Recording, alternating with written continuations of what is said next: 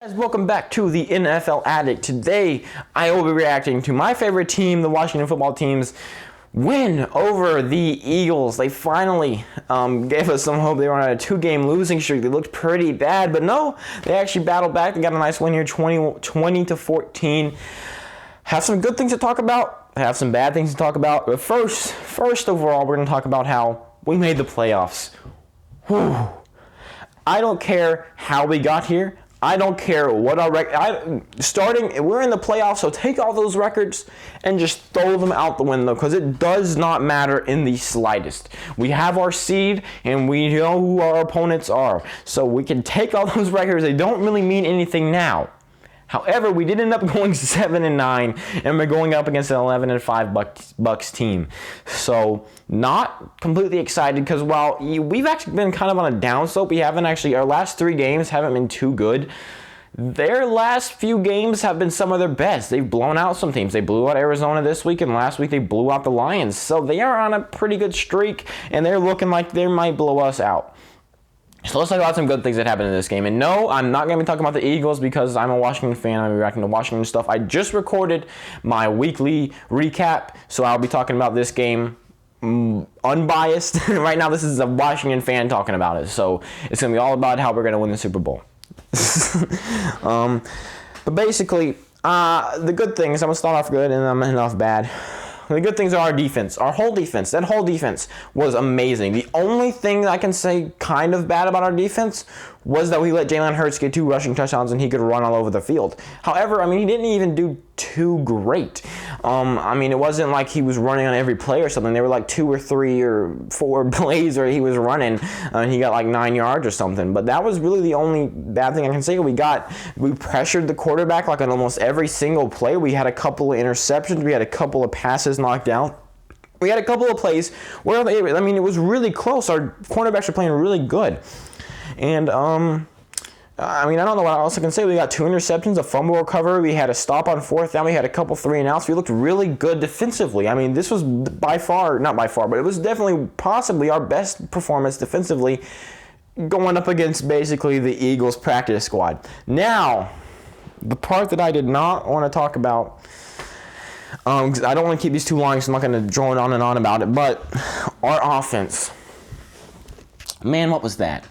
What was that? The only reason we won this game is because our defense kept giving us short field, and we just couldn't take care of it. I will give you that first quarter was the best first quarter we've had offensively all season. Those last 3 quarters were pretty pathetic. I'm just gonna be honest. Someone just yelled outside my room, but anyways, Alex Smith 2 interceptions, and they really weren't his fault, but also that whole game he was just dumping it off, and I know that's what we've seen, but there were no times where he was passing downfield. Also, you could tell that his leg was messing with him, and I know everyone talks about it, but his leg, it didn't have anything to do with the 2018 injury because prior to his recent injury in the 49ers game, he actually wasn't playing too badly. He was actually, not terrible. This game, though, you could tell, any time that he wasn't protected, anytime he had to move, the play was over. He would just throw the ball away or take a sack. I'm trying to say that he wasn't being bothered by the 2018 injury. It was more the injury he suffered 3 weeks ago that was kind of bothering him. He was a lot worse. This is possibly, his 3rd worst game of the season. 1 interception was Logan Thomas slipping. 1 interception was as Chris Collinsworth, one of the best interceptions he's seen all season, and he also called it a miracle. So it wasn't really his fault. It was more J.D. McKissic for not catching the dump off. His decision-making, though, there were a lot of times where he had a guy wide open. I would even see it. It wasn't the announcers. I would see a guy wide open, and he wouldn't pass it to him because he was he'd be like, I think there was one time where it was a 3rd down, and he had the guy running wide open right on the first down. We would have got the first down, but he had a defender right there, and instead of throwing it, or moving, he just got down. I think he started to run and then got down. He threw one time that I remember where he actually got hit and then threw it, and it was a completed pass.